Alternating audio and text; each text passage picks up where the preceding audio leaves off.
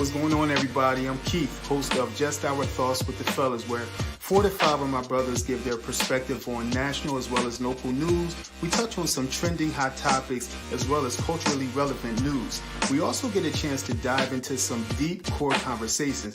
Check us out live every other Monday at 7 p.m. You can find us on Just Our Thoughts on YouTube live, as well as Just Our Thoughts fan page on Facebook. Also, please don't forget to follow us on IG, JOT with the Fellas. Yo, what's up, KD? What's up, my brother? What's up, Warhead? Hey, ain't not much. What you calling today's show? It's the takeover. The takeover, huh? Yeah. We holding it down for the brothers that they handling some business today. Pour out a little liquor for the homies. Yeah. So we gonna hold it down for them. Yo, man, I just want to say, happy birthday again. You know, for those that didn't know, this weekend was KD's birthday. Yeah. Friday night we went to Top Golf and held it down for the brother. Swung a club, hit a couple balls. Yeah. Tiger Woods, y'all. Yes, sir. Yeah, first time I ever swung a club, man.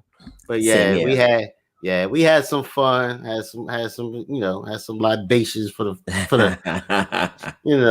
we had some fun. I ain't gonna say I didn't have any fun.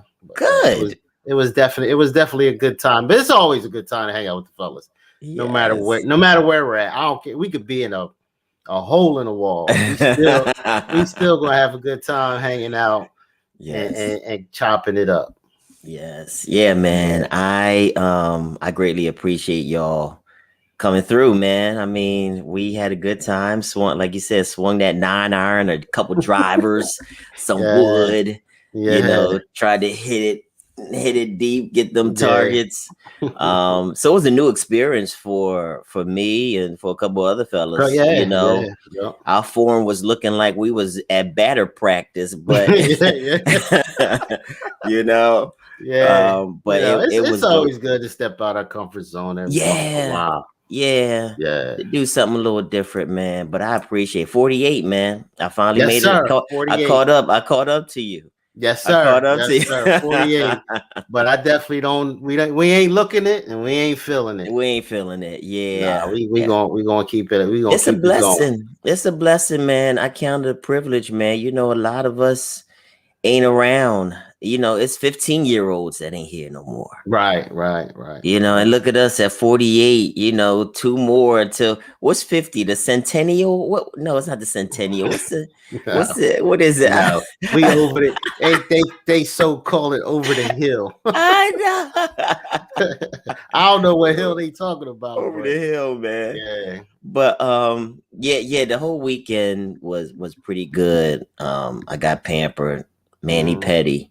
That's good. Had a Asian massage.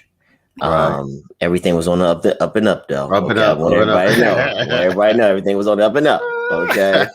So but man, I've been at a couple like spots before, like Hand and Stone.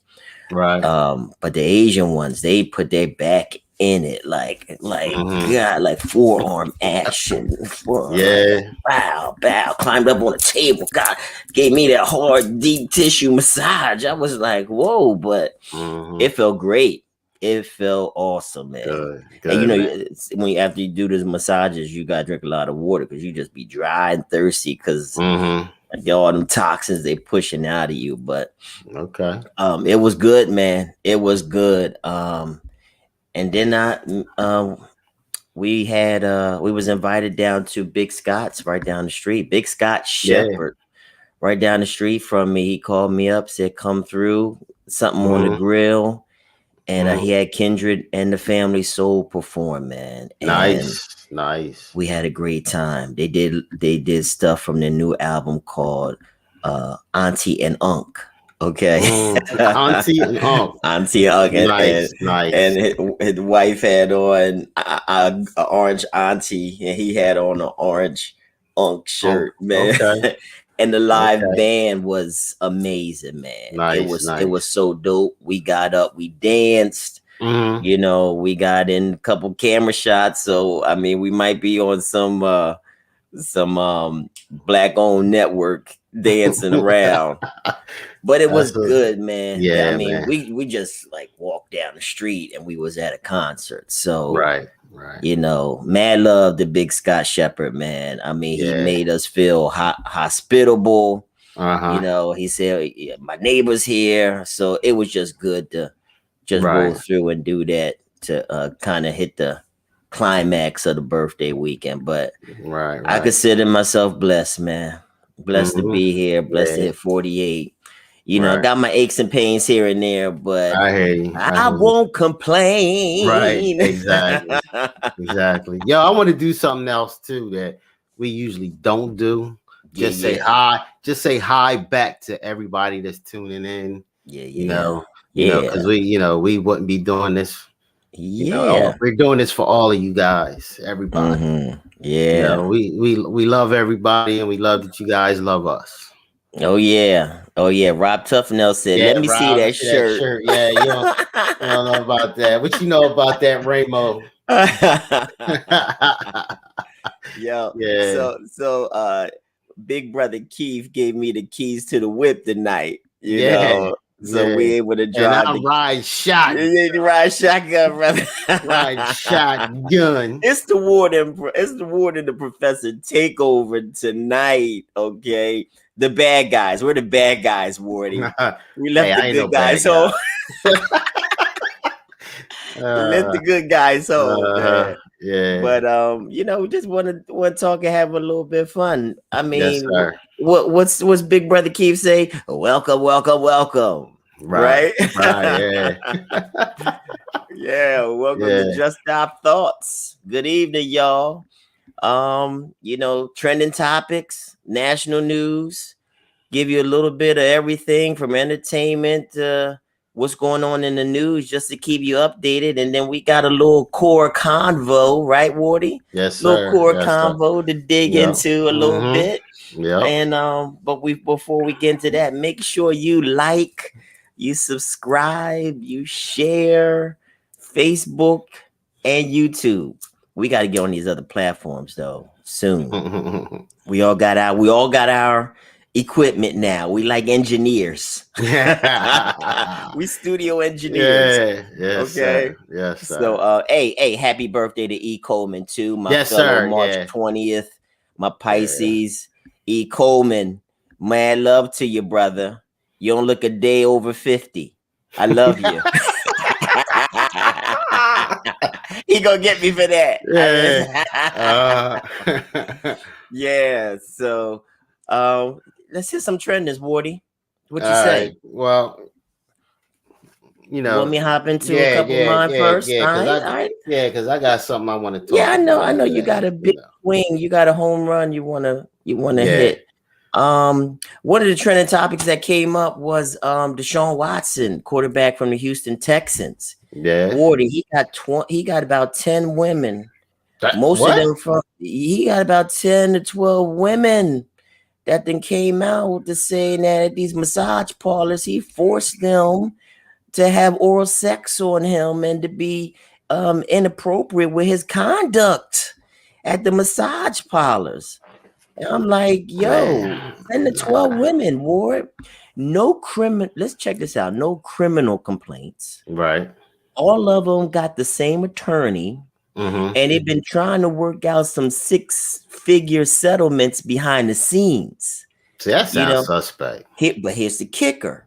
When Deshaun said, nah, I'm going to fight this, no settlement for me. Right. That's when the attorney took it all public. You feel me? Yeah. You feel me? Yeah. So you don't want to, settle this with some money behind the scenes. I'm gonna make it public, so we can really drill you. Yeah, because you know what, that sounds kind of suspect for the simple fact that he's up to get some money, ain't he? Here's the thing: he got his money. Right. He wants a new team. Okay. He don't want to be in this culture in this. Yeah.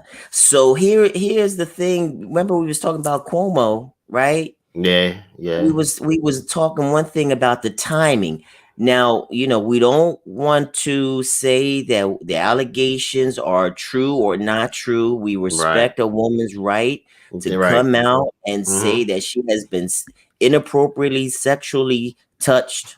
All right. Yep. That's not, we're not here to slander the women, but we're here to say like the similarities with Cuomo and the similarities with Deshawn is that the timing of everything. Right. Cuomo looking like the poster boy for fighting COVID and presidential running mate and everything. And now you got a whirlwind fall of allegations for his resignation. Yep. Now with Deshawn, who was like, listen, I want to trade.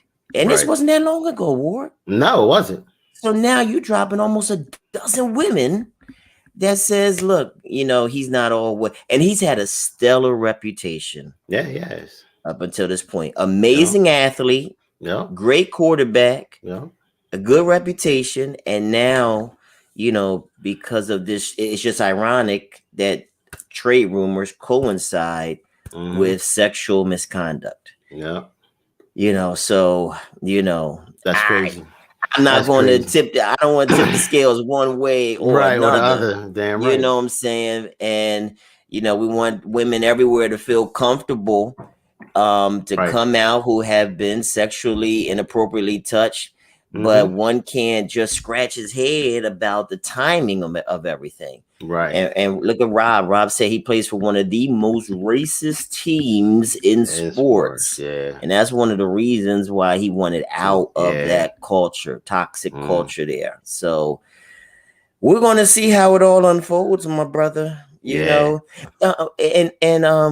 I think I was talking with Dre at one point in time. How do you protect the black male athlete from being a target? Because black male athletes, black male celebrities are targeted, for monetary purposes. You see there's been a lot of court settlements with black athletes. How do you protect them? You got to have a team around you. You got to have people around you to insulate you, to help you make good decisions. Because sometimes, and this isn't not in regards to Deshawn, but sometimes money makes you make poor decisions. That is true. What Biggie say? What Biggie say? More money, more problems. But you know what it is, but it's just like the one big thing is, when you don't come from money, and a lot of us, growing up in these, in the poorer communities, once you get money, man, you act a fool, basically, because we weren't taught how to manage money, and then actually how to cope in the world.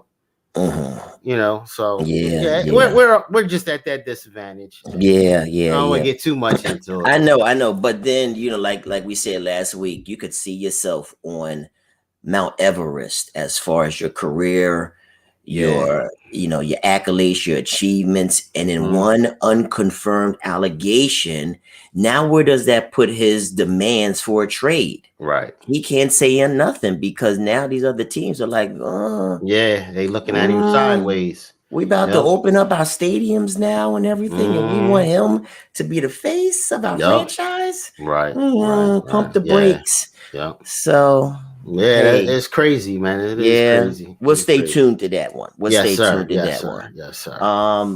Another one that was in before we hit yours, Wardy. Another one that had came up was the NCAA men's and women's weight rooms. I saw a picture, and I'm sorry I couldn't. I got the keys, and I don't know everything that the car can do tonight. Okay, but there was a picture about the disparity between men's locker rooms and the women's locker rooms. Right now we're in the midst of March Madness, right? And the men and women college basketball teams are vying for the championship.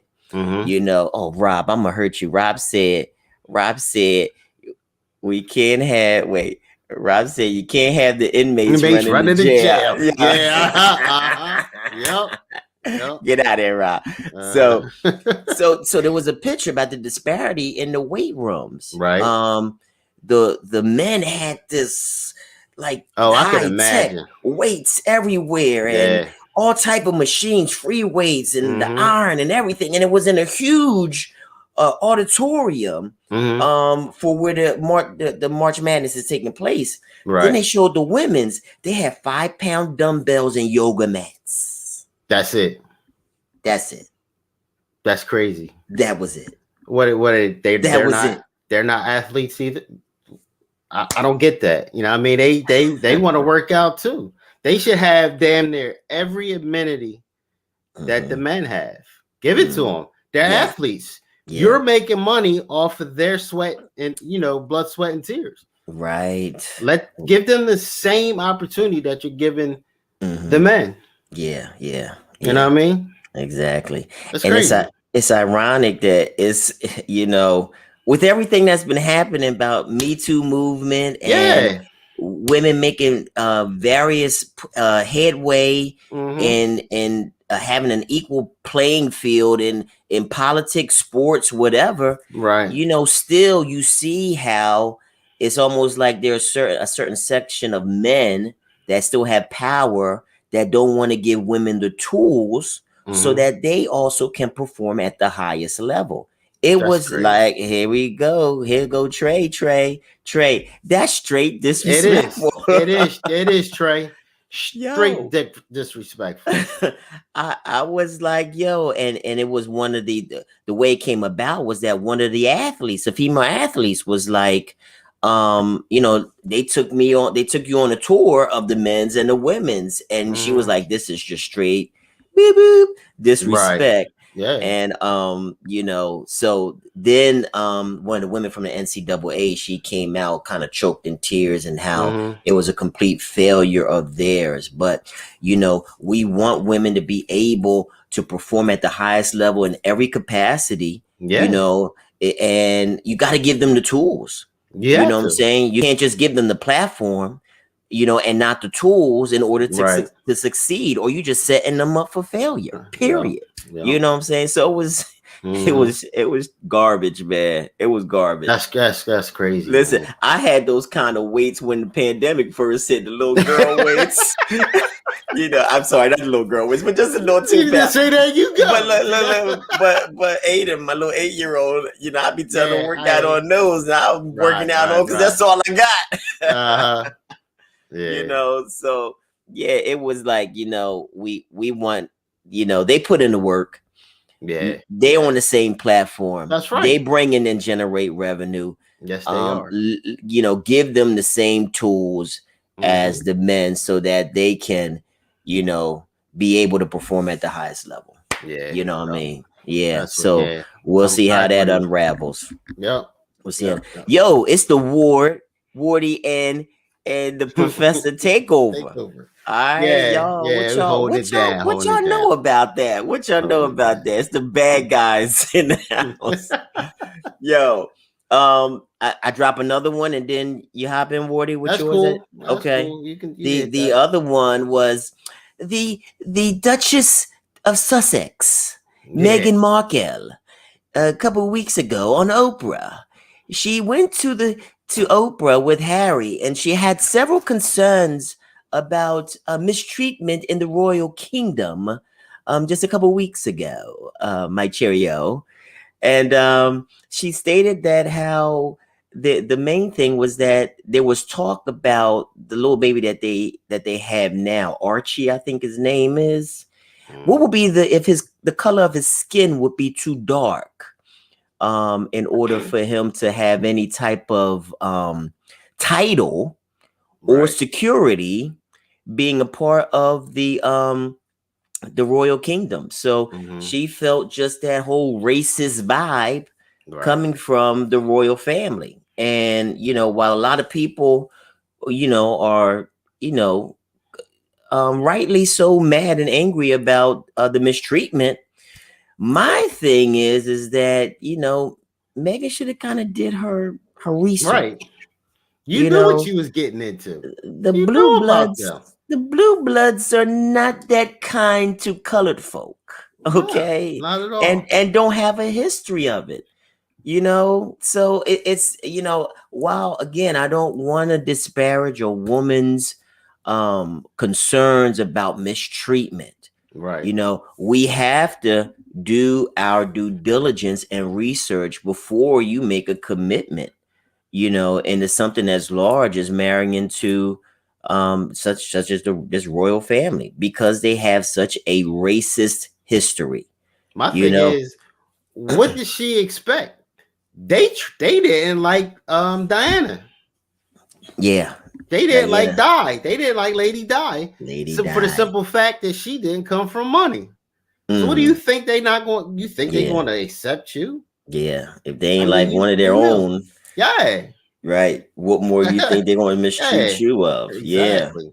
So, but again, they have colonized, they have taken over a lot of our black people's uh, land for Mm-hmm. decades and centuries. And had you done your research, you would have known was going to be the type of treatment that you were going to receive Mm-hmm. from the royal family. That's just a given. While Harry or his brother William may not be like that, Right. that is the legacy of the Exactly. family. You know what I'm saying? That's the legacy that the Well, family has perpetuated this type. maybe Go ahead. maybe she knew she was going to step in shit, but not that big a pile. Right, right, right, right, You know what I right. mean? Yeah, yeah, I know. So good luck to her, because Yeah. even Yeah. even though they detached themselves, I think they kind of quit the royal family. If you can do that, I don't know.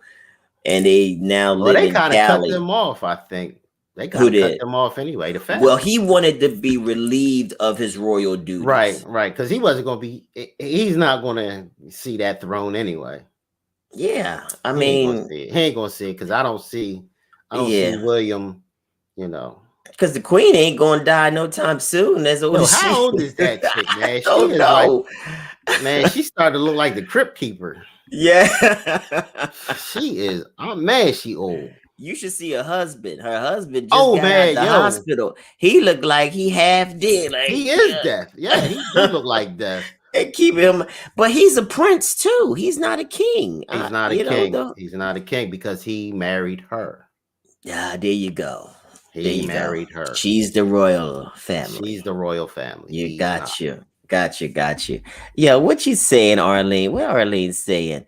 Lisa Ray is now saying she experienced similar things as the first lady. Yeah, because Lisa Yeah. Ray Yep. was married to the Prime Minister Turks and Turks Caicos and at one Caicos. point, right? Yes. Yep. Yep. Okay, yeah, I think I did hear her saying Mhm. that she had experienced, a little bit of racism as well over there. But I think she might have, I don't know, she caught her husband with Yeah, I think another he was. dude. Yeah, I think he was. No, not with And then another dude. I don't know, but he was Nah, real I friendly. heard he was cheating on her. Yeah. And Yeah, he I was real heard. friendly with Dwayne Martin. And I think Dwayne Ooh, Martin, remember he used to be ooh, yeah. married to Tisha? We don't want to go there. I don't know. I don't know. I don't want to get into all that. But I think Lisa was mad because Dwayne was kind of perpetuating him to go and do what he wanted to, the prime Right, minister. right, right, right. So, yeah, it's a lot of crazy in the world, man. Yes, It's it the is. war. It's war than the professor taking over, man. Yeah. What you got, Ward? Let's go. All right, man. I got this little thing that happened on Tuesday, March 16th, last week. Says a 21-year-old white male went on a shooting spree in Atlanta, in and around Atlanta. 8 people were killed, 6 were Asian women, and 1 other person was wounded. Suspect, 21-year-old Robert Aaron Long, was taken into custody later that day. Reported he was a sex addict and was at odds with his religious views and decided to serve justice for the places he frequented. It was said he was on his way to another spot in Florida before being apprehended. Now, what's crazy is the sheriff there in the county, actually had the nerve to say that the kid was having a bad day. Now that's like me back in the day going to Deja Vu and shooting up the place because I spent some money up in there and I got mad because I spent money up in there. But you was having fun there while you was doing it. What are you mad about? Yeah. If you, you know what I mean? Here's my thing. If you, and if all of a sudden you found religion and now you're, you got to let that past go. Now it's time to move on. Yeah, Rob, they won't label him a terrorist. Yeah, there's the point. Period, point blank. That's the point. Because soon as the one dude said, "Oh, he's just having a bad day," there you go. That terrorist thing went right out the window. Yes, out the window. But here's my thing on this. Like, come on, but because of this, the big rise of these, being the Asians being, facing racism. It's crazy, but it's like I ain't got no sympathy for them. Meaning that all the things that we've been through, all the heartaches and pains that we've been catching for centuries over here. Nobody had our back. They didn't want to join us and say racism is, we got to stop racism. Now, racism on any level is bad. Nobody should face racism, period. Give the disclaimer. Right. We shouldn't. But you guys that sat back on the sideline and didn't give a shit about us, why should I sit now sympathize for you? Because all of a sudden now it's the thing to do. Everybody want to jump on a bandwagon and protest racism, but you weren't doing it when it was mainly us being targeted and the main basically mainstream. So I ain't got no sympathy for him. Period. Yeah, I think it's terrible. It is terrible. 8 people just shot up randomly. The white terrorist says that it wasn't Asian targeted, right? But then when you do research on his social media, T-shirts and a whole lot of postings with anti-Asian quotes, but for the police, the chief, to get up there and to just dismiss his behavior by saying he had a bad day, to kind of just minimize the fact that, what he did was an atrocity. He committed murder on the highest level. He was a mass murderer, and he's a white domestic terrorist. They won't call their own with that type of label, and it's disgusting, man. It's disgusting to see how they continue, no matter how how it might seem like to the media or to the public eye, they will still do everything they can to protect their own, even when they are wrong. You know what I'm saying? I mean, just like totally that kid from Kenosha. Just like the little kid from Kenosha. It's crazy. It's like, I wonder, where did they take him because he was hungry this time? You know what I mean? Like, come on, man. Yes, yeah. And like Tracy said, he was taken in with no scuffle. Alive, taken in alive. You just got to think, if this was a Middle Eastern or a black person, a person of color that would have committed this, we more than likely 9 times out of 10, I would bet this would be good, safe money to bet on that we would be dead. Right. That we would be dead. Number one, there wouldn't be nobody to put on trial. It'd just be somebody to bury. But you had everything in place on this white domestic terrorist to point to the fact that he went there not because he was mistreated at these spas, but he had a severe hatred towards Asian people. And I feel for people that go through these types of these racist and these extreme this extreme demonstration of racist behavior by the taking of lives. You got to feel for them. You know, like you said, you know, there's been times that they haven't stood with us, but maybe something like this needed to happen in order for them to kind of empathize with what we've been dealing with in this country for centuries. Okay, and maybe this will be like, okay, you know, now Black people are coming to your side and coming to your aid. You know, why not Black people and Asian people link up, protest together, fight for change and equality together, fight against, you know, this white America supremacist disposition that's taking place. Why don't we link up and join forces? You know, instead of it had been, you know, them looking at us in a certain way, like we were the enemy. You know, we're not the enemy. Nope. You know, and we haven't been the enemy. Sure, there's issues where they come and they got stores in the hood. You know, they got a Chinese store, they got the hair store, they got a monopoly, they got the seafood store and everything. They come in our hood, they come in our hood, and they got opportunities like that. Right. And they treat us like shit. But you're getting rich off of us, and you still treat us like shit. It's like, yo, can I walk in the store, get my 20D batteries and not get into an argument? You buy now. You buy now. Exactly. Remember that? No, D batteries.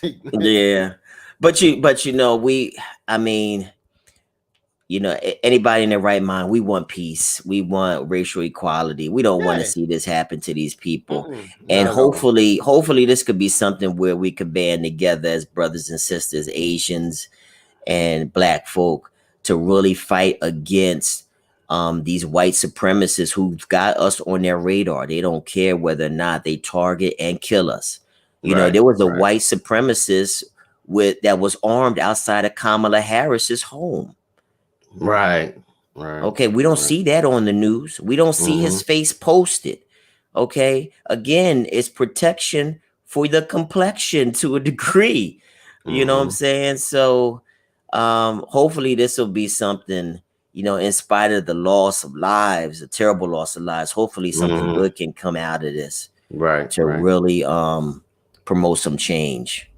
You know what I mean? Yes, sir. Yeah. So it's Wardy and the Prof. Here we are, y'all. And that was our trendings. That was our trendings for the night, Wardy. And you know what it is.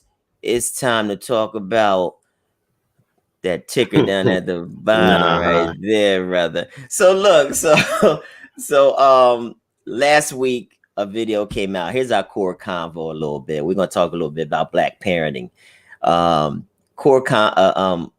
Last week, I believe it was, Kirk Franklin, gospel singer.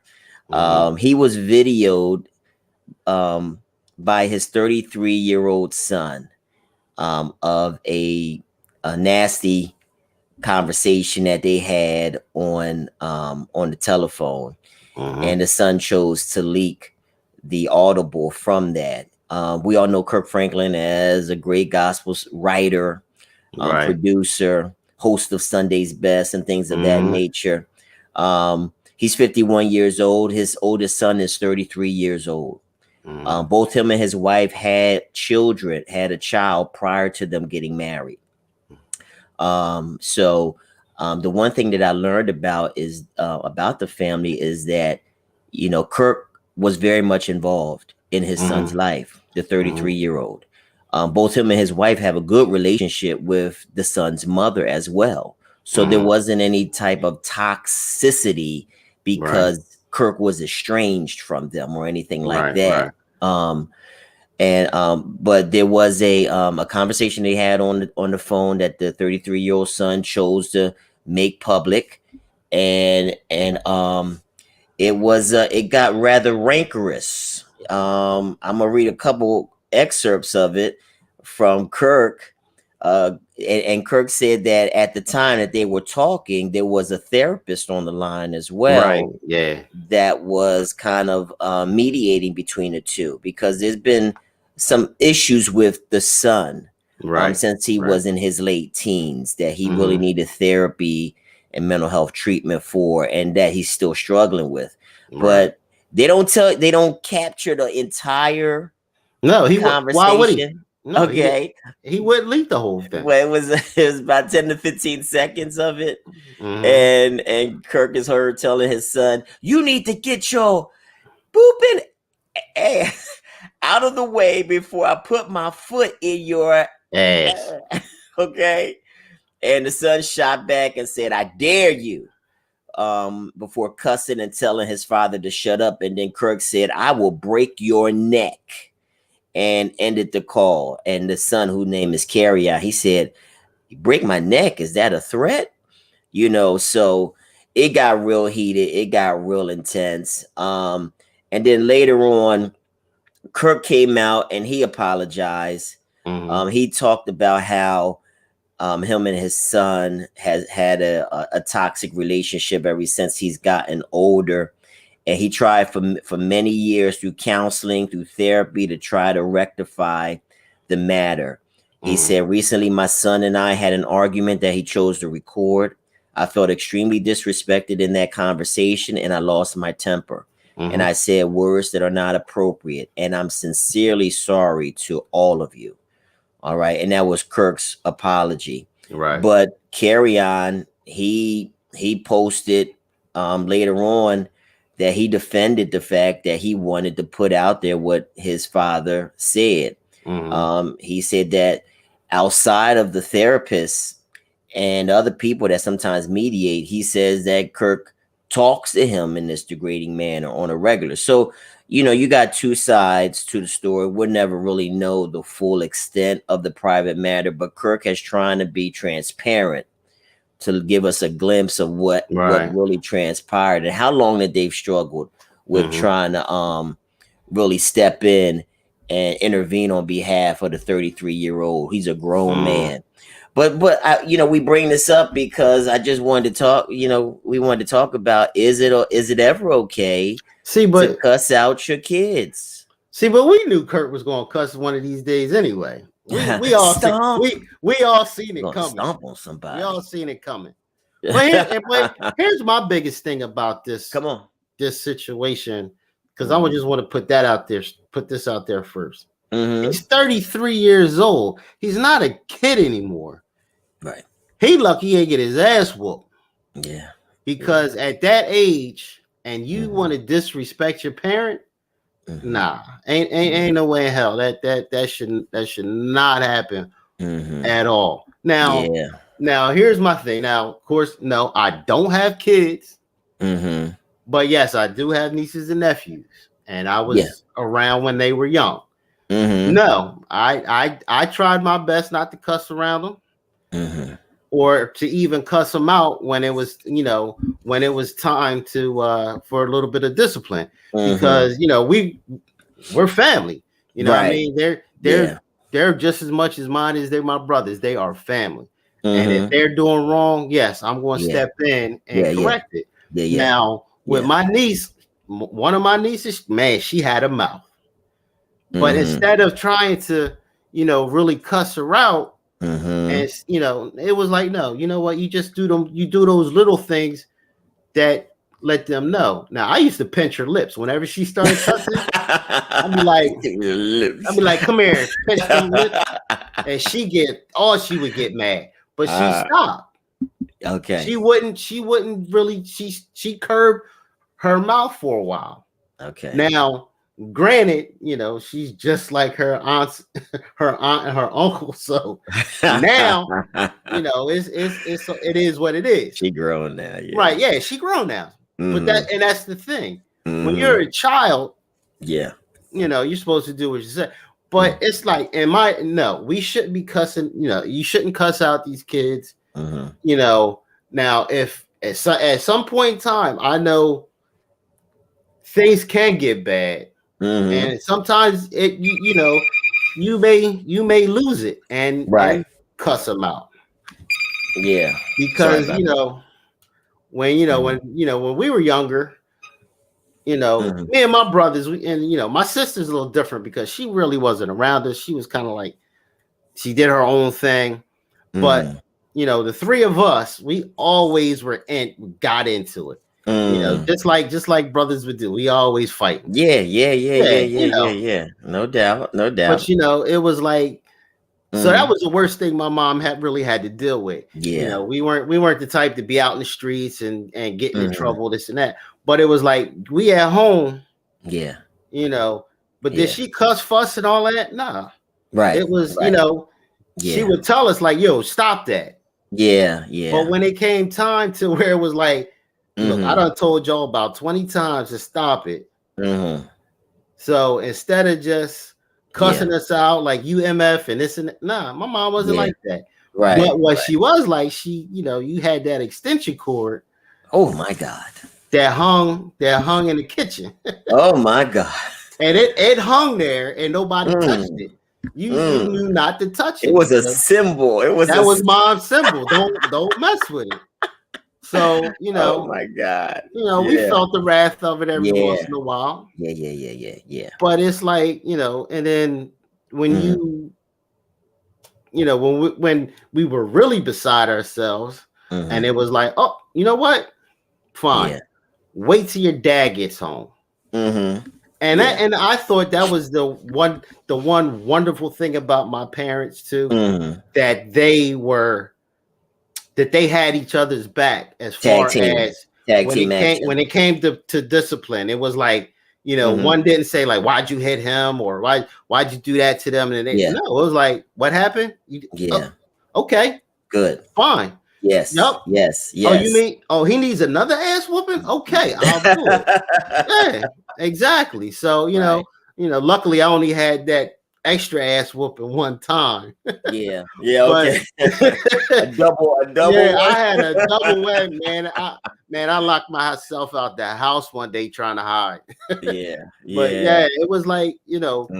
But as far as cussing out your kids, and because all you're doing is teaching, because kids. They learn by example. And the more you cuss them out, the more disrespect that you do show them, the more they're going to go out into this world and show disrespect. Good point, man. It's like, I feel as though, you don't cuss them out. You do discipline, but you do it in that manner to where you still let them know that I'm doing this because you were wrong. It's not that I'm not just beating you to beat you. Yeah. You did something wrong and you deserved it. Right.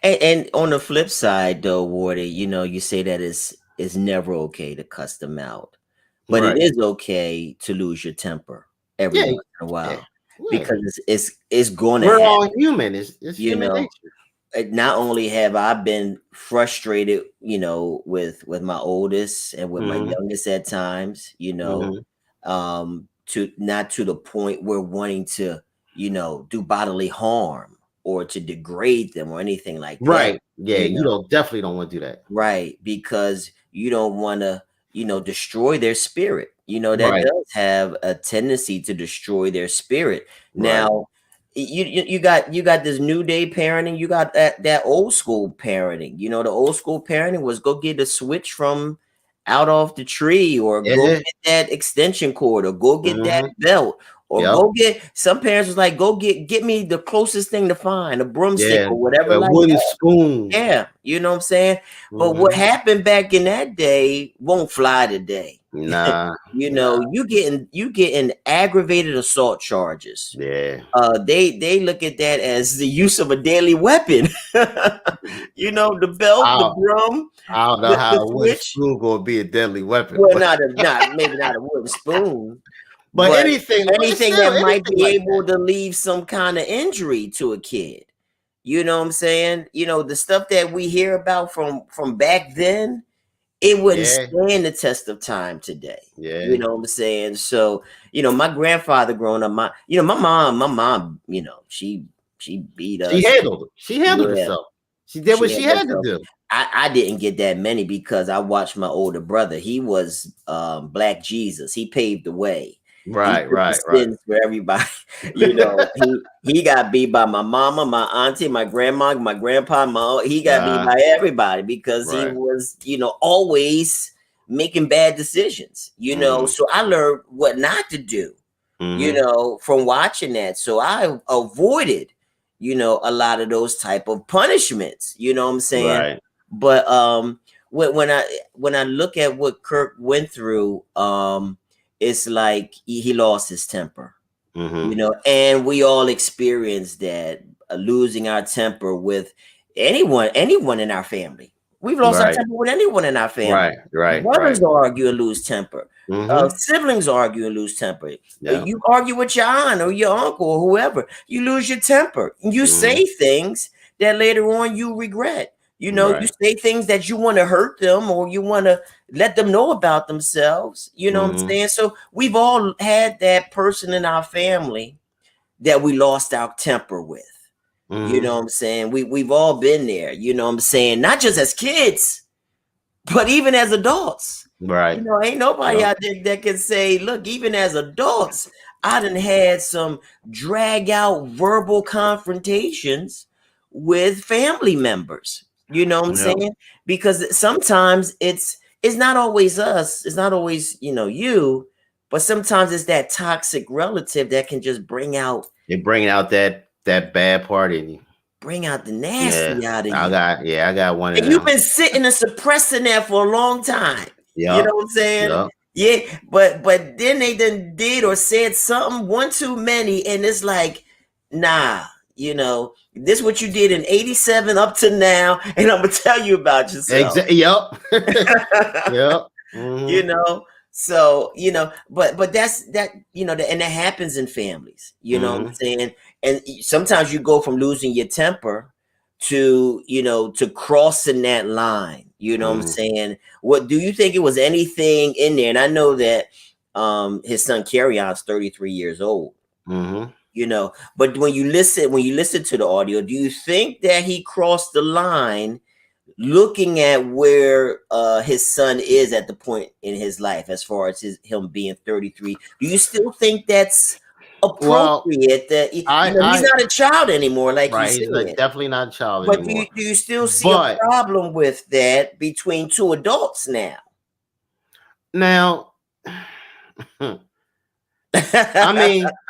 I mean, but here's the thing with them, with him always being in his life.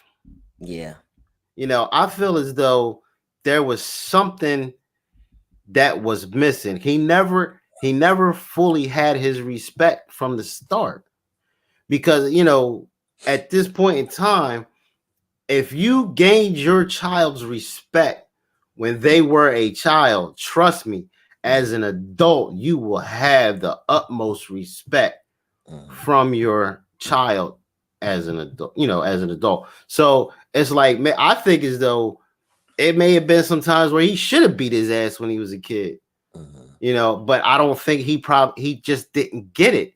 Because I've talked about it that, our generation raising kids, we're a little soft on them. It's like we want to coddle our kids. There's a lot, there's a lot of helicopter parents, and they want to give their kids things that they didn't have when they were growing up. I don't know about you, but the stuff I had growing up, I damn sure wish my kids had exactly what I had growing up. No matter, even the, not having a whole bunch of stuff, because it just makes you, it doesn't spoil you. Because it's like, a lot of these kids they're just spoiled. They had, it's bad enough they have all the technology and all this other everything at their fingertips at these days. I'm guilty. I mean, I'm guilty. I'm guilty. But what I do see is that the respect between you and Aiden and Andy, it's like they respect you. And that's what as parents, what we're trying to teach our kids anyway, because I've had conversations with older guys on the job, and it's always, every time we talk about anything, it always comes back to respect. When you respect someone, you can empathize, you can actually have a dialogue, and actually, and then agree to disagree. But that's the main thing. We got to teach our kids more respect than, just like do as I say. Right. And here's the flip side of that, because One of the things is that as much as I try to make sure I'm a dad that's very much involved. I'm involved in every. I still want to make sure that I balance it by not being overbearing. I don't want to be overbearing, but I'm very much involved in my son's life. All sons always will be, always have been. But my oldest son, he's 21 now, and I want to give him his freedom. Right. You know what I'm saying? But living under my house, you still have rules that you have to follow. Yeah. He's not at a point where I can spank him anymore or even, really punish him. I have to have more heart to heart and dialogue with him at this point in his life because he's in manhood and he's still making the transition. You know what I'm saying? And with Aiden, I'm guilty, of he's 8 and I give him everything he wants. You know what I'm saying? But he still understands when dad is being serious about the things he needs to focus on, right? To stay on track and to to do right in school, good behavior, things in the home. When it's time, when I say it's time to focus and get doing what you have to do. So it does come at an early age to teach your children respect. But the other thing is this, Ward, there's outside influences there is come and they creep into your children. You know what I'm saying? And I would lie if I didn't say I had to deal with some of that with my oldest son, with some outside influences. Right. As much as I could put into him, there was still some mistakes that he made that was like, yo, we got to come back to the teaching and the focus that your family has really given you. So there's been moments where, outside external factors, friends and, associates might tell you that it's okay for you to do certain things. But in hindsight, it only brought about some kind of self-destructive things. You know what I'm saying? You know what I'm saying? So you can't prevent, as much as you pour into your children, morals, values, discipline, and instruction, you still are prone to outside forces coming to corrupt everything that you've built in your children, See, and that's no fault of the parent. No. See, like I always take by example of like how I grew up. You know what I mean? It's like, and I always go back to this respect. When you teach your children to that core respect, and like these kids, they want to be respected, but you want to be respected, you got to give respect to get respect. And coming up, it was like, I respected my parents wholeheartedly to the utmost. And, from basically I did not want to disappoint my parents in any way. Now, I was around all these influences, just like these kids are today. All of us were. But didn't give in. Yeah. You know what I mean? I'm because there's always exceptions to rules. But when you teach them the core values and respect, and you give them that long leash, because my parents gave us a long leash. A very long leash. And it was like, the only way to hang yourself sometimes. But it was like the only time they'll yank it is if we messed up. And I never wanted my chain yanked. So I did what I needed to do. To maintain your freedom. To maintain my freedom. Now, not to say I never had my chain yanked, but you know what I mean? But that was my biggest thing. I didn't want to disappoint my parents. And that was because of they led by example. They weren't out in the world doing whatever, out clubbing. No, my parents was working. Busting their ass to make sure we had what we needed. You know what I mean? And to be successful. And I, you know, it's like how many kids our age, you know, when we were young, I had a full set of encyclopedias and everything in my basement. I still got them. we just threw them things out. I still got them, man. I can't. It's so sentimental, man. I hear that. But it's like, you know, I just think that today, and these kids are different. I mean, they are different, and it's not like, you know, I just can't say it's all parenting, right? Because like you saying, these outside influences that we didn't have, like we didn't have the world at our fingertips. This is crazy. That we, you know, even as an adult, to know that we have the world as, you know, at our fingertips is right. You know what I mean? Because we go crazy sometimes over it, but that social media adds another layer to it. It does. As far as the influencing of the kids. Here, I want to flip the convo real quick though. The one part I want to focus on a little bit, Wardy, is the son airing out the conversation between father and son. Right. So when I looked at that, you know, a little closely, you know, just the fact of you airing out personal family business, you know, the betrayal of trust, you know what I'm saying? Out of everything, you know, and this again, the social media influencing the 33-year-old to go and post this, you know, out there for his famous father to be exposed. But still, you know, even in our families, you know, we've been taught that what happens in the home stays in the home. Right. There's a level of privacy, right? You know, when it comes to what happens in our home.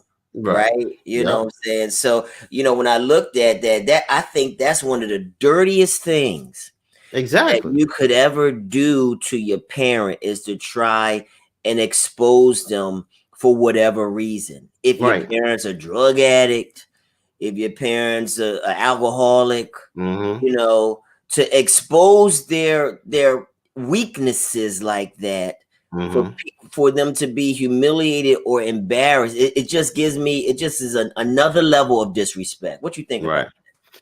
I mean, it's like it always goes to respect. And like I said, I don't think that you know, and it's just my opinion. You know, opinions like assholes. But I don't feel that Kurt was actually teaching his son that level of respect. He may have been there, he may have been around, giving him everything he wanted, spoiled him, and not teaching him those valuable lessons. That, like, you know, respect. You know, right. And now we have this. And then here's another thing that really got me, because I was watching a video of him responding to Ricky Smiley and the Brat, because they had something to say about it. And you know, he was saying like how you know, Ricky Smiley coming out, you shouldn't be saying nothing, and now you got the Brat, you know, somebody like the Brat talking about me now. And the biggest thing that really hit me was because it was like a 2-part video smashed together. He came out and said, and this goes to timing. Okay. He wants to start a career and put out music. Oh man. So my thing is, this whole incident was only done to make himself relevant to sell music. Okay, 10 minutes of fame, 5 minutes of fame type action, you think? 15 minutes of fame, and it ain't gonna get you nothing. Yeah. But then, but look at what you said. To use this, you know, to use an embarrassing piece from what happened, something private between you and your pop, and to use it as a stepping stone to success or fame. Like, I mean, that's just to me the ultimate. It is betrayal. Because it's hard enough here's my other point when I'm thinking about being recorded or whatever, how what happened to Kirk. The other thing is that you try to keep your family together. When we say what happens in the family stays in the family, you want to keep your family as a unit together. We got enough enemies outside. You know what I'm saying? You got enough people that want to try, that don't want to see the success of your family. And it's almost like a Judas betrayal when you have your own inner people, your family working against you. You know what I'm saying? It's like that, like when you talk biblically, you always, you got to have a Judas. There's always a Judas. That's that spirit of Judas, that characteristic of betraying you for some shekels of silver, like Judas did. Judas got some silver to turn into brother Jesus. You know what I'm saying? So, and I'm hearing you talking about the 33-year-old son, looking to kind of amp up his career off of selling his father out. You know what I'm saying? Is that something that a dad can even come back and forgive his son from? I mean, that's a hard pill to swallow. It is a hard pill to swallow. I like people that do know me, yes, I can hold a grudge. You lose my respect, it's hard to gain it back. But I don't know, man. Family's a little different. Family's a little different. Yeah. Family's a little different. Like if I did have a son and he did betray me, I don't think I would just totally shun him and kick him to the curb. He would have a rough time around me at times, but I definitely, if he was definitely in need, I would be there. Yeah. But that would be the type of person I would teach him to be from at a young age. See, and that's the thing that I think a lot of parents are missing is not actually spending that. You may be with the child, but you're not with the child. You're not actually, teaching that child and showing the proper love and respect and affection that child needs. Yeah. Because you could be there, but you ain't there. Yeah. That's true. And again, I preface it by saying that it appears that Kirk had been heavily involved in the life of his son, but somewhere around his teenage years, some things started to deteriorate. I don't think necessarily in the relationship, but within the 33-year-old himself around the teenage years. And the other thing is that with black boys, we are unique. Some of us can stand up to being challenged by our parents or by men. You know what I'm saying? Some of us need that in order to respond, right? But then there are some that will fold under that type of pressure. That type of stern challenge by the parents or by a father or a male figure, while that may bring out the best in some, it might tear down and destroy someone, who really can't handle that type of disciplined style. You know what I'm saying? So you got to know your children. You know what I'm saying? You got to learn your children. You can't have the same cookie cutter approach to your children, or I can't really use my way of that I was disciplined as a child. While there's facets of that I can use, I've got to really come with a unique way and approach to my children. You know what I'm saying? We can't always use things that was old school. While it was good for a season back there, it may not just be able to transcend into my current day family. You know what I'm saying? I think that, when I have, now that I have my family, I can look back and say, like, there's some things I wanted to do different. You know what I'm saying? I want to do some things a little bit different than how I was brought up. And I was brought up good. You know, I didn't have a traumatic upbringing or anything. Right, I right. only had great experiences. Mm-hmm. You know what I'm saying? But you know, I didn't want to grow up in a broken home. You know, Right, I right. didn't, you know, watching my mom struggle to care for her Mm-hmm. children. You know what I'm Mm-hmm. saying? Something is that I did not want for my children. You know what I'm Mm-hmm. saying? As best as I could do, I wanted all of us to be in the same home. You Mm-hmm. know what I'm saying? Because that was something that I didn't receive. So I Right. feel like the best gift that I can give them is for all of us to be together, loving in under one roof.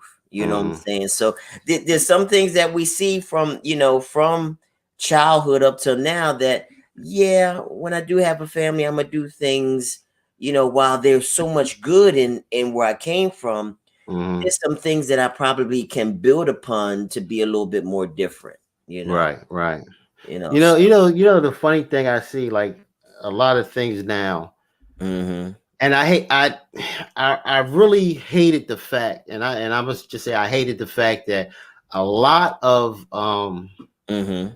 kids now always, whenever they talk about, who's your role model, Yeah, it's always some sports figure or whatever. And I yeah, agree with Barkley. He's like, I'm not a role model. He right, shouldn't be a role model. right. Because as a kid, you know who my Yeah, role model was? yeah, My father. I yeah, wanted to be like my father. yeah, You yeah. know what I mean? And it was crazy how even after, when my nephew started, Mm-hmm. becoming of age, when Yeah, he was young, yeah. he kind of like, it made me proud because Mm-hmm. he was like, yo, I want to be like Uncle Ward. Yeah, You yeah, know what I yeah, mean? It was like right. the people around you. Yeah. We shouldn't be looking at the guy on TV Mm-hmm. to be a role model because they're Yeah, not. right. They're out there acting the way they are to Mm-hmm. make money. Yes. No, Yeah. I'm here because this is how it is. Yeah, yeah, yeah, yeah. You know what I mean? Right, right. So Mm-hmm. big And ups to my nephew. yeah, yeah. And yo, it does something so good for a man's esteem to hear that, Yes. you know, from your Yep. nephew, from my son, that you want to Yep. be like me. You Oh want to my be God. Oh my yeah, goodness. That just right. you know, it just Because it makes you feel like warms you're your heart. doing something right to Yes. make them try to aspire to be Yeah. like you. Yeah, yeah, yeah. That just it tells you you're doing something right, you Yep. know.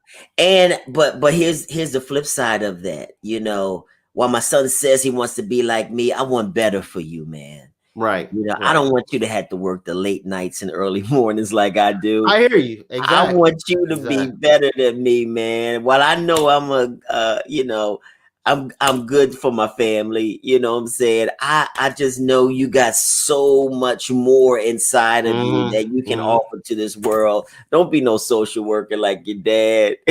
But no, You not know? necessarily. It's not necessarily the Yeah, yeah. occupation, but Right, to right. be that a kind cat, The traits, the compassionate, characteristics. caring. Yeah, Yeah, the characteristics. yeah, Because unfortunately, yeah, I mm, kind of liked everything my dad was doing, and I, yeah, seeing my dad when I got to work with him. Yeah, yeah, I just loved being around my dad. I loved yeah, everything, yeah, and I yeah. always wanted to work with my hands, and it was just like something. And I always say, if my father didn't pass away when I was 16, Mm-hmm. would I be an electrician now? Would I Mm, have taken the exact path that right. I took? Uh-huh. But Mm, because of his characteristics and his yeah. dedication to his family, Yes. I'm the way I am. Yes. Yeah. Yeah. That's dope, yo. That's dope, man. Yo.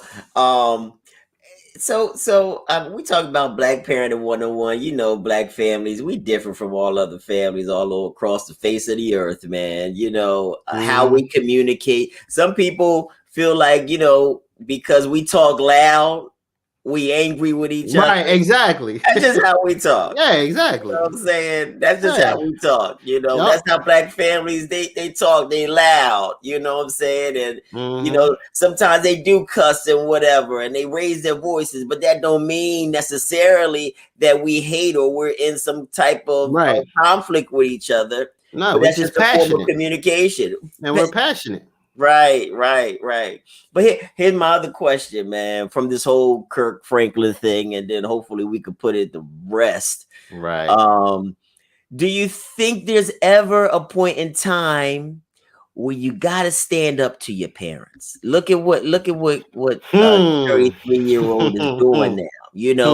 He's saying that I needed to expose my dad because y'all don't know behind when the therapist is gone and the doors are closed, how he really talks to me. You know what I'm saying? Is there ever a need for a child, to stand up to a parent in a way that may come off disrespectful, or in a way to try to emphasize their point? What's your thoughts on that, man? Well, is there? I say no.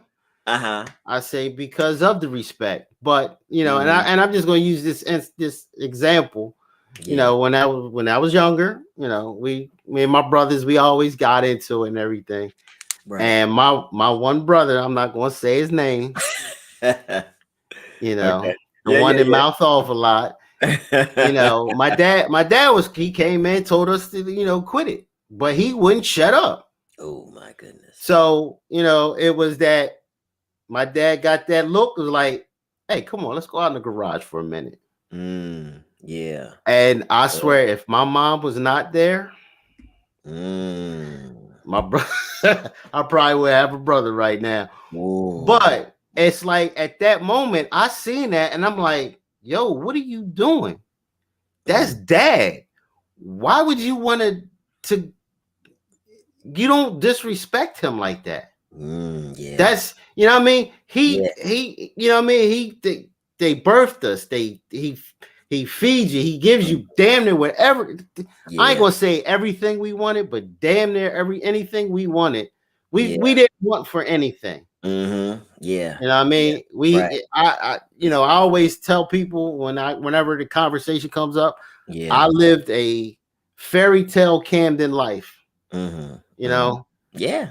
So I could never ever see myself disrespecting a parent like that. No matter what they did, right? Or how they even talk to me. I mean, we might have a little bit of words, but I could never, come to the point where it's like I want to expose them to the world, or let's take it to the green, or things like that. Nah, it would have never came to that. Never. Yeah. I don't see any respect in the especially these kids today, because I've seen some disrespectful kids, and I've had to deal with them, and it's like, you know what? I ain't got time for that. Yeah. You know what I mean? So it's like, because your parents didn't teach you respect, and it's kind of late now, because now you're basically setting your ways, and I can't help you. Period. I really can't, because for me to actually instill that respect that I had for my parents, then you're going to have to go through the things and that I did. You're going to have to get your ass whooped sometimes. You're going to have to get that talking to, and you're going to have to learn it. Like, look, man, you're not just out there on your own accord. You got my last name. Right. So you go out there and you mess up. Yeah. They're gonna look at Mr. Dickinson like, yo, what was you doing at home? Right. Yeah. You know what I mean? Right. And ain't no different. Like, yo, what's up with Mr. Riley? Come on. Yeah. Because your children, your expectations that your children are a reflection of you. From their, not just how they look, but their behavior, their conduct, and their success and failures. You know what I'm saying? And you want them to be a positive reflection of you, and you don't want them to bring any kind of tarnish or blemish to the family name, right? But again, that's the hard knocks of life, though. You know what I'm saying? I've seen my grandpa get up late in the middle of the night to bail some family members out of jail. Okay. My mom did the same thing. My mom used to bail family members out of jail on the late night. She used to throw me and my brother in the back of the station wagon. I don't know where we going, but we sleep in the back of the station wagon, and she picking up a family member who she bailed out of jail. You know what I'm saying? And sometimes that just happens. You know what I'm saying? It's unavoidable. You know, because there's some in our family that just have to learn the hard way. No matter how much instruction or how good the family was, they still going to take the path of, just not total and complete failures, but just harder than what they were shown. Rob brings up a good point. I still got it on the screen. Yeah, I wanted to say something about that too. Yeah, we was talking about, the conflict and how we talk and how animated we are as well.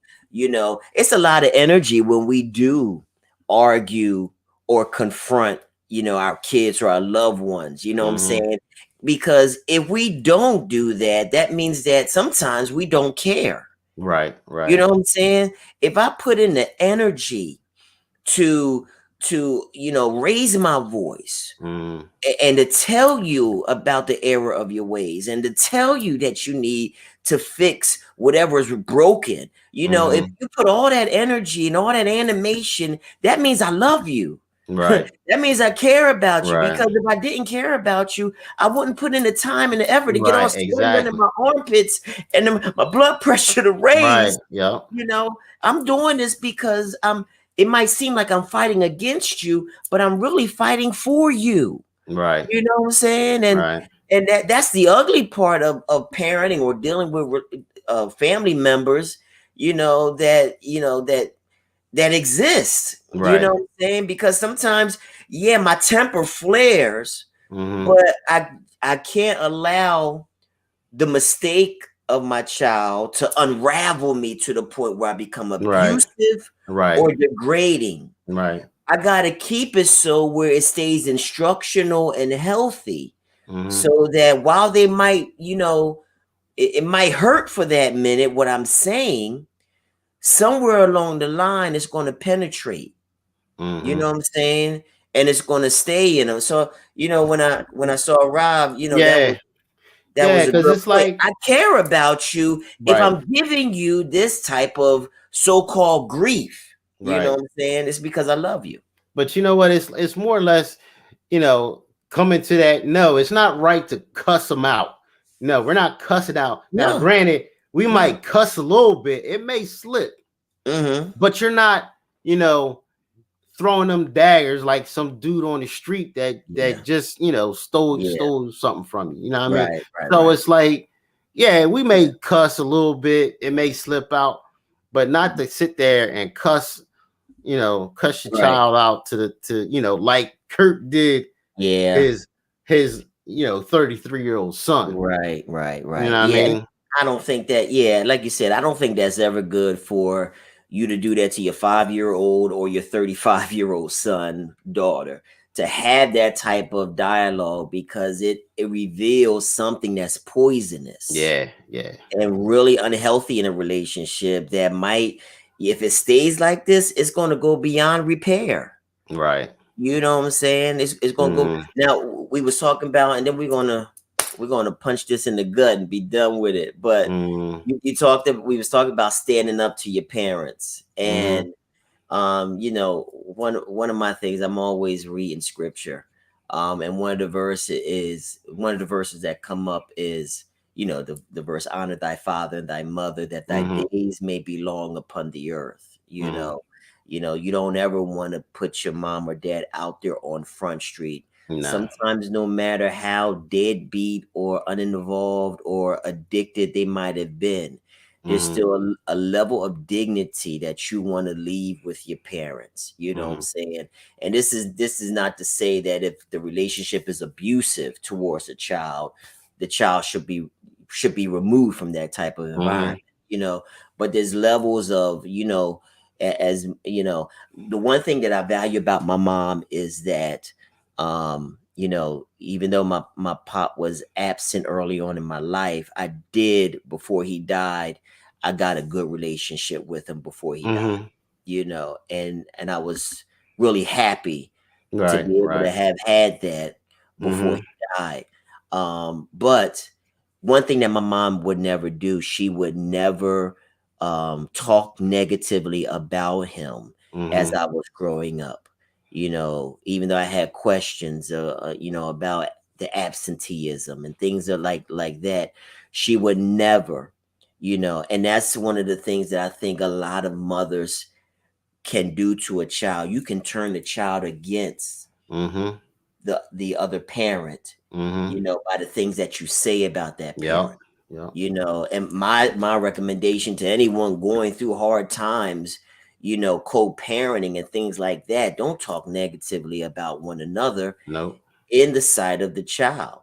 You know, the one thing that my mom told me, she said, as you get older, you'll get to know your dad and you'll see your dad for yourself, you know, and you'll develop your relationship, you know, and that's where she left it, you Right, know, right. and it was honorable of her, you know, and she could have said some other things, you know, about him, but there was a level of dignity and honor that she wanted to instill in me. You know what I'm saying? That even because we all got flaws, Oh, you yeah. know, and we all got, you know, as much as, you know, we had a good household that we came up, there's still, you know, some flaws that, you know, we could definitely talk about.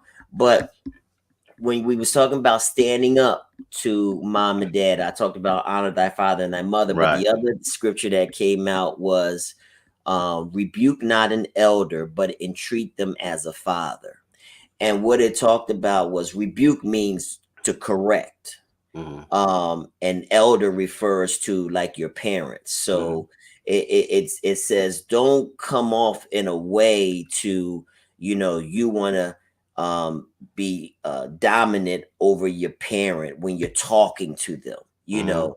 Even when we're grown and everything now, even though, you know, mom or dad might have messed up or made mistakes or something like that, don't come to them in that type of attitude of disrespect. You know, no matter how old we get, you still entreat them or you still approach them as your mother and your father. Right. You know what I'm saying? Just because my mom's in my home and she's, you know, she's getting older now and I'm caring for her in a lot of ways, I find Still your myself mom. like I'm her dad. I'm That's not still her your mom. dad. Right. I'm That's not her your dad. mother. Yeah, That's your that's mother. my mom. You know, and my mouth got to remember that.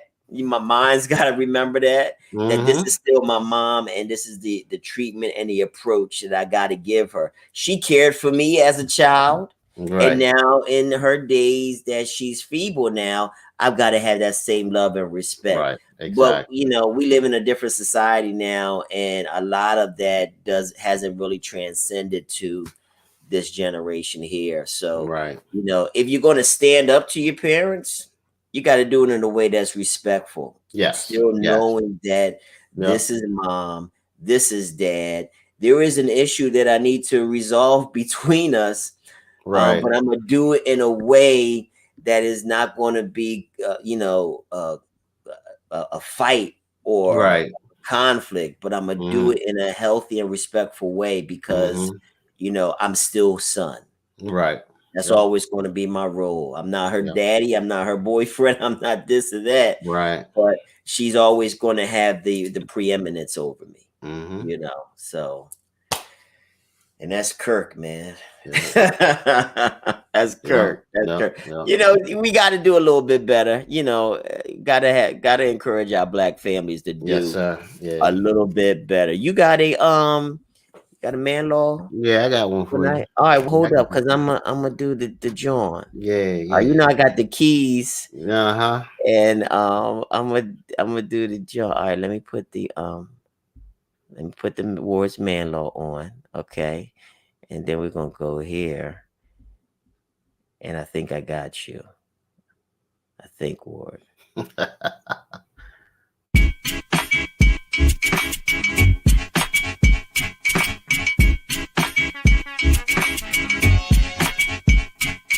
Shopping bags, they way down her arm. All I right, did it. all right. I did Yes, it. sir. Take down that Okay. the Okay. Wait. code. I was thinking that now. Yeah, there we go. All right. Come All on. right.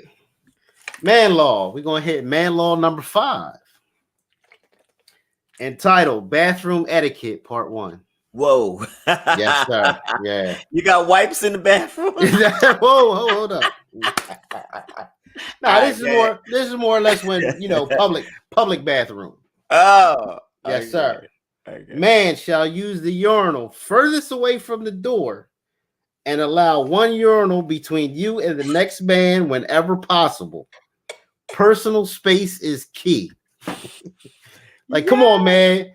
You ain't all them urinals and you gonna stand right next to me? Nah, we ain't having that. Yeah. We ain't having that. Yeah, you're a little too close, man. You're a little too close. I saw a commercial for insurance where the two guys, it was all these empty urinals. One guy was all the way in the corner. He comes all the way over and then looks in his thing. Yeah, like that's dog. a fight. Yeah. That's gonna be some violence. Okay. Yeah. All right, let's not go too far in it because that's part 2 is okay. All right. Yeah. Yo, man. Yo, it was fun, man. Yes, it sir. was fun. The kids ran through the house. We was the kids running amok in the house. We might not have this opportunity no more. But dope convo with you, Ward. Yes, sir, show, man. It's always a pleasure. Yeah. Yo, just our thoughts, y'all. I hope you liked it. Like, share, subscribe. Yep. We're gonna keep it coming and keep it flowing, keep the brand moving, man. We just some dudes with some opinions about some various topics. We'll get Keith back. Yes, and sir. EB back. Yep. And we'll be, definitely on board next time we hit the waves. Yes, sir. So thank everybody for tuning in. I ain't got no commercials for y'all or nothing like that tonight. It's all good. It's all good. Yo, we love everybody. Yeah, we love y'all too, man.